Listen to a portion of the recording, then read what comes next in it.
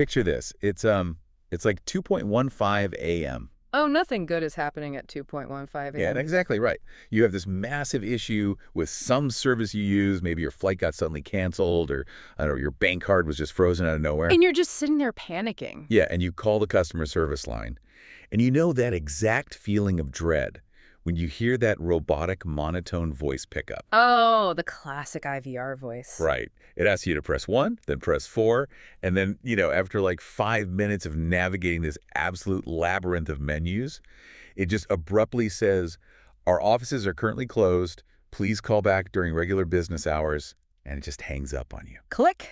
Just right in your ear. Yes. You're left sitting there in the dark, completely frustrated, and just trapped in this dead-end automated loop. It is a universally agonizing experience, honestly. And structurally, I mean, it happens because legacy systems lack any real environmental context. What do you mean by environmental context? Well, the system doesn't actually know what you need or like what's happening in the real world. It just knows the server clock struck 5:00 p.m.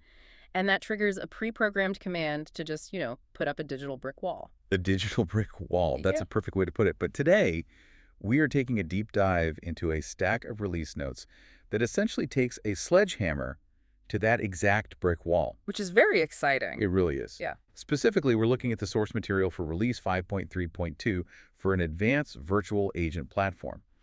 And, okay, let's unpack this a bit. Yeah, let's get into it. The core of this update is this concept called schedule awareness.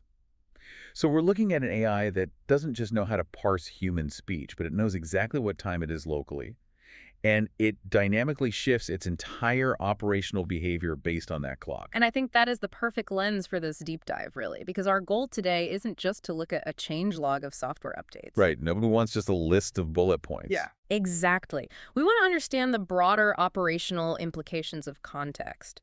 When you give an AI an inherent awareness of time and an awareness of language, you are fundamentally shifting it. It goes from being a reactive, rules-based answering machine into this highly flexible global team member. That anticipates what the caller actually needs. Yes. It anticipates. Let's start right there with the concept of time. The release notes detail this major architectural shift with time-aware virtual agents. Which is a huge step up. Right. The system now allows administrators to link these virtual agents to specific time groups. So this means you can build completely distinct, like working hours and after hours, behavioral models for the exact same AI agent. Which completely changes the paradigm of that 2 a.m. scenario you just described. How so? Well, in a traditional setup, hitting that after-hours wall means the customer journey just terminates. I mean, the system is either open or closed. There is no in-between. Just that brick wall again. Exactly. But with schedule awareness, the AI smoothly transitions its logic based on the time group. So, during working hours, its primary objective might be filtering calls and transferring them to available human departments. Right. Basic receptionist stuff. Yeah. But after hours, that same AI dynamically shifts its instructions. It automatically swaps to a nighttime greeting, and crucially, it can actually be authorized to initiate on-call transfers for severe emergencies. Without anyone pressing a button. Right, without any human administrator having to manually log into a server and flip an open or close switch. That's wild. I was actually looking at the source images provided in the notes, and they show the configuration side by side for the working hours versus the after-hours routing. Oh, yeah, the messaging configuration. Yeah. And what really stood out to me is how they maintain this personalized, consistent brand feel using dynamic placeholders. Those are so helpful for admins. They seem like it. The messaging configuration uses these bracketed variables like agent_name and company. So the system is instructed to just say, "Hello, I'm agent name of company," and it automatically populates those fields during the live call execution. Right, which completely removes the need to constantly re-record static voice prompts every time a single variable changes. Oh, right, because otherwise you'd have someone in a booth recording, "Hello, we're closed," 100 times. Exactly. The AI handles the dynamic insertion, which means the brand identity remains completely consistent whether it's noon or midnight. And it drastically reduces the administrative overhead of, managing the entire IVR system. It actually makes me think of like a sophisticated luxury hotel. Okay, I like that analogy. Yeah, think about it. During the day, this AI is the friendly concierge in the brightly lit lobby, right? Pointing you to the spa or the restaurant. Very helpful, very visible. But at 2 a.m., it automatically becomes the night manager. It's a bit more subdued. It knows the spa is closed, obviously, but it can quietly and efficiently redirect a burst pipe emergency to the on-call maintenance staff. That's a great way to visualize it. But wait, I do have to push back here for a second. Sure, go for it. If the AI is automatically routing things at 2 a.m., aren't we just, I don't know, moving the bottleneck? Like, a human on-call staff member still has to physically wake up and deal with it? That's true. So does this actually solve anything for the staff, or does it just make the AI look smarter while secretly overwhelming the night crew? See, that is a really critical distinction to make because it actually protects the night crew. Really? How? Well, without this intelligent triage, an on-call engineer either gets woken up for every single call, including like basic password resets. Oh, that'd be terrible. Right, or the system blocks everything and they walk into their morning shift to find a voicemail box full of furious customers who couldn't navigate the after-hours menu. So it's a lose-lose in the old system. Exactly. But here, the AI acts as an operational buffer. Because it has schedule awareness combined with natural language processing, it can actually resolve the routine nighttime requests itself. Oh, so it just handles the password resets on its own? Yes. And then it only wakes the human for the actual burst pipes. It drastically increases overall agent flexibility because human time is, fiercely protected. Okay, that makes a lot of sense. So schedule awareness solves the when and protects the human workflow. Right. But time zones usually bring up another immediate barrier, which is language. Oh, definitely. I mean, if it's 2 a.m. for the business in New York, the caller might be in a completely different time zone, speaking a completely different language. Yep. How is the system adapting its linguistic model on the fly without breaking that operational buffer? Well, time is just the first layer of context. If the system knows when it is operating but doesn't understand who it is talking to, the friction is still there. You're still hitting a wall. Right. So dynamic multilanguage support is the mechanism that solves this in the 5.3.2 release. Yeah, the source documentation highlights a highly specific example of this that I actually found brilliant. The Isaac Newton one. Yes. They show an image of an internal extension configuration, and the extension is 2005. The internal caller ID name is literally set to Isaac Newton. I love when devs have fun with the test data. Right. And the language drop-down menu is set to French with the SR country code. It's such a great operational snapshot. So you have Sir Isaac Newton calling extension 2005. Because of the dynamic support, the AI immediately greets him in fluent French, processes his natural language requests in French, and responds in French. And that's entirely based on the context of the extension he's dialing from. Completely. But how is it actually doing that without a massive tangled web of logic trees in the background? It's actually surprisingly simple on the admin side. Because the notes mention you just go into the advanced tab of the virtual agent and add a technical trigger. I think that was extension language override equals Yeah, extension language override, yes. Yeah, right. How does one single line of configuration change the entire interaction? Think of it like a highly skilled session musician. Okay. If you ask a legacy IVR system to support English, Spanish, and French, you essentially have to hand it 3 completely different pieces of sheet music. You could build it 3 times. Exactly. You have to build and maintain 3 separate routing trees, 3 sets of reportings, 3 distinct workflows.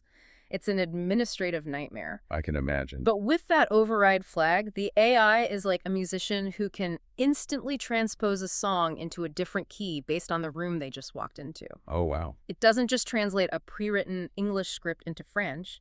It shifts its base cognitive model to process and generate responses natively in French, all based on that single extension parameter. That is a massive difference in the underlying mechanic. It really is. And the notes specifically highlight that they've expanded local language support to include Filipino and Cebuano. Yes, that's a huge addition. Right, because this isn't just about covering the major UN languages anymore. It's getting down to regional dialects to enhance the localized experience, particularly across the Philippines.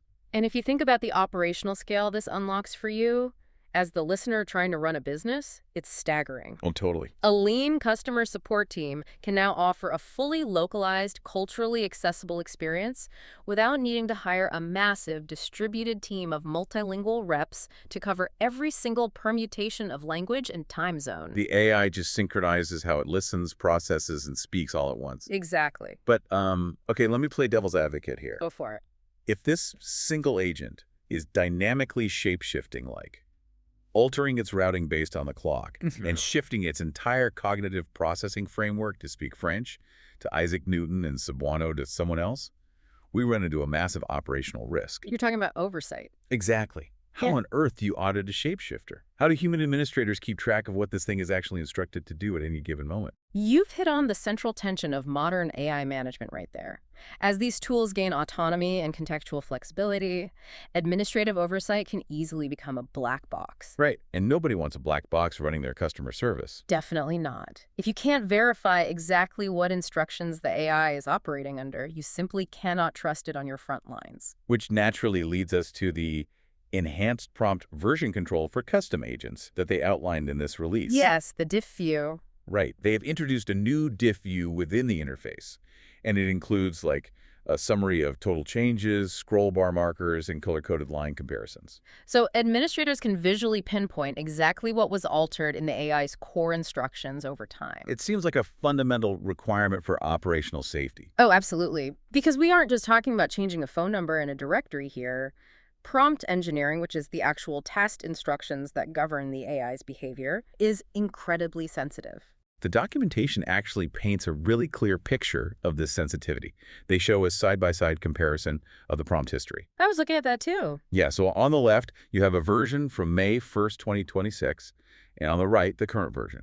At the top, it flags in red and green, Migas' 2 deletions and +1 addition. Very clean, very clear. Right, and under the AI's internal tools instructions, an admin deleted 2 lines. The lines were get detailed product info and use specific targeted queries. Okay. And they replaced those 2 lines with a single new line, price listing queries. And that right there perfectly illustrates how subtle prompt tuning can be. How so? Well, the administrator clearly noticed the AI was getting bogged down in generic product descriptions, right? Oh, like a customer asking about a price and getting an essay about features instead. Exactly. So they wanted to explicitly narrow its operational focus to just handling pricing questions.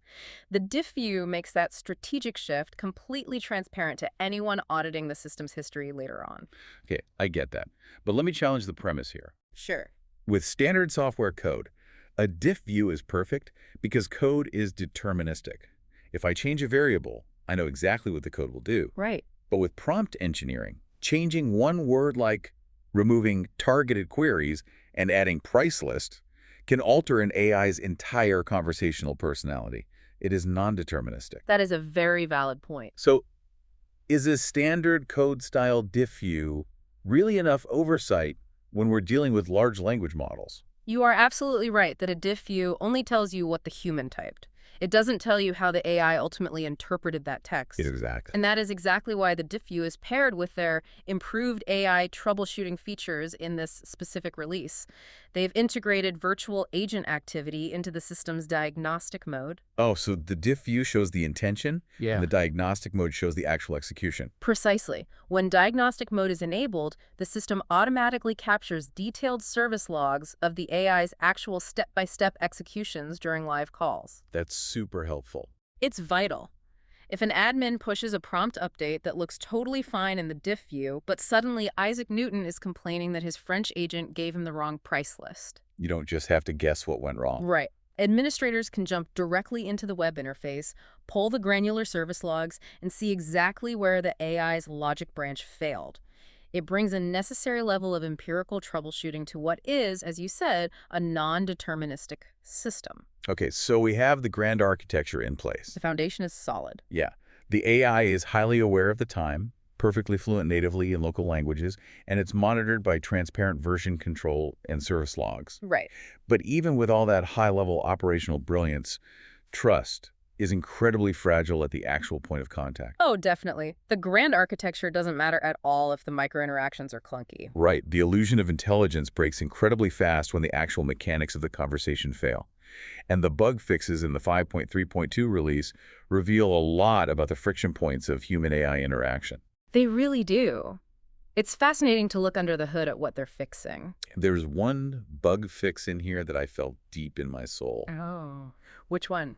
They fixed an issue with the silence timer. Ah, yes. Have you ever been on the phone with a virtual agent and it asks you for your account number. Many Right. times. And you're reading it off. Maybe you pause for just half a second to squint at the bill, and the robot aggressively interrupts you with, "I'm sorry, I didn't catch that. Please repeat." While you are literally mid-sentence. Yes. It is so infuriating. It is incredibly jarring. And it happens because legacy voice systems operate on rigid, unforgiving chronological timers. They don't have contextual awareness. Right. If the timer hits 0, the system fires the error prompt regardless of what the human is actually doing. It's the ultimate conversational friction.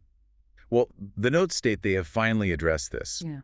The system now cancels the internal silence timer, the exact millisecond that voice activity is detected. That's a huge improvement. So if you start speaking, the AI immediately stops its countdown and just listens. Which goes right back to our core theme today, context. By overriding a rigid timer the moment voice activity is detected, they are teaching the AI the subtle conversational art of patience. Patience, I like that. It preserves the illusion of a seamless interaction, which is vital for preventing the caller from escalating to a human out of pure frustration. Speaking of preserving the illusion, they also had to fix some pretty glaring issues with the call summarization feature. Oh, the hallucinations. Yeah. Apparently, the AI was writing up post-call summaries that included a greeting from the caller, even in instances where the caller hung up the phone before ever speaking a single word. Which is classic AI hallucination. The model was attempting to fill in the missing data. Because it expects a greeting. Right. Generative AI expects a standard conversation structure, a greeting, a query, a resolution. When the data cuts off abruptly because of an immediate hang-up, the model's predictive nature kicks in, assuming a greeting must have occurred. That makes sense, but it's still bad data. Exactly. Patching that ensures the data fed back into the CRM for the human agents is strictly factual. It prevents fictionalized context from polluting the customer record. They also noted a fix where summaries would completely fail to generate if a user hung up while the agent was in the middle of processing a list or actively using a custom internal tool. People are impatient. They are. Yeah. Just highlights the sheer volume of unpredictable edge cases that exist when humans interact with software. You just can't script human impatience. No, you can't. And predictability is exactly what the backend updates are trying to enforce across the board. The auto-provisioning section, for example, details an update to Poly-Eddy GE phone settings specifically designed to block unsolicited ghost calls. Right, wait, let's explain that. Ghost calls are those automated internet scanners that just randomly ping exposed IP addresses looking for vulnerabilities. Right? Exactly. If a VoIP endpoint is exposed, those pings cause the physical hardware on the desk to actually ring. But there's nobody there. Right, there's no actual data payload or caller on the other end. It is incredibly disruptive for a support floor to have phones ringing randomly due to malicious network scanning. I can imagine that gets annoying fast. Very. So by updating the provisioning to automatically block traffic from unknown sources natively at the device level, they are adding this crucial layer of endpoint security. It keeps the hardware focused only on legitimate system-verified traffic. You definitely don't want your human agents distracted by a ringing phone that is actually just a bot knocking on your firewall. Exactly. There are also a handful of back-end administrative bug fixes mentioned, things the caller would never see, but that directly impact the stability of the platform. For instance, correcting the backup and restore path mapping. That was a pretty significant vulnerability. Yeah. Yeah, the notes indicate that media files from older system backups were previously restoring to incorrect directories. And worse, an older backup could actually block the virtual agent service from starting up entirely after a system restore was performed. Oh, wow. Yeah, they've patched that, ensuring the agent remains fully functional if an IT manager has to roll back the system state. Which makes perfect sense. Yeah, if your entire front line is heavily reliant on an AI triage system, that system cannot be brittle during disaster recovery. Exactly. They also resolved a permissions bug in the State Explorer tool. Oh, I saw that one. Yeah, previously, users were able to view all interactive voice response systems across the platform, regardless of their specific assigned permission restrictions. Which is a bit of a security issue. Definitely. So the patch ensures that the single IVR limit is strictly and correctly enforced for each user now. And finally, they addressed a classic time zone headache. Script and tool modification times were displaying in Universal Coordinated Time, UTC, instead of the local system time of the administrator. Oh, dealing with UTC is always a headache. It is. They've corrected that so local admins don't have to do mental math just to figure out when a file was actually updated in their own time zone. And, that detail brings us full circle right back to our central thesis today: the paramount importance of context. Context is everything. It really is. Whether it is the AI needing to know the local time to route an after-hours emergency, or an administrator needing to know the exact local time a prompt was edited, systems only function efficiently when they understand their environment. They really do. So to just recap this whole journey for you today, Mm-hmm. we started by looking at the pure frustration of legacy phone trees, right? And we explored how Release 5.3.2 transforms that experience entirely. From a brick wall to an open door. Yes. We've seen an AI that utilizes schedule awareness to dynamically manage working hours and seamlessly triage 2 a.m. emergencies, which protects human workflows. Huge benefit. We examined how it uses dynamic triggers to entirely shift its cognitive model, natively processing requests in languages from French to Cebuano, and crucially, we looked at how administrators actually retain control over this shape-shifting system. Through the prompt version control diffuse and those detailed diagnostic logs. Exactly. All while the system is quietly patching the vital micro-interactions, like that silence timer, that ultimately make or break customer trust. It really is a massive leap forward in contextual operational efficiency. It is a remarkable evolution. It really is. But it does leave me with a lingering question about the trajectory of all this technology. Oh. What are you thinking? Well, we've explored today how giving an AI schedule awareness makes it vastly more efficient at executing the operational boundaries that we set for it, right? Right. We tell it when we're open, and it acts accordingly. Exactly. But as these systems begin to inherently understand the complex context of our daily rhythms, what happens when the AI starts suggesting entirely new operational schedules for our businesses? Oh, wow. What happens when it notices subtle caller volume patterns or language shifts that we haven't even perceived ourselves, and it just begins actively optimizing workflows and staffing needs on its own? I mean, are we just programming the AI to follow our clocks, or will it very soon start managing our time for us? Wow. That is a wild thought to leave on. The digital night manager might just start writing the human staff schedule. It's definitely coming. Well, thank you for joining us as we unpack the layers of this release. And the next time you find yourself calling customer service in the middle of the night, you might just find yourself talking to an AI that is more contextually aware than you are. Catch you on the next Deep Dive.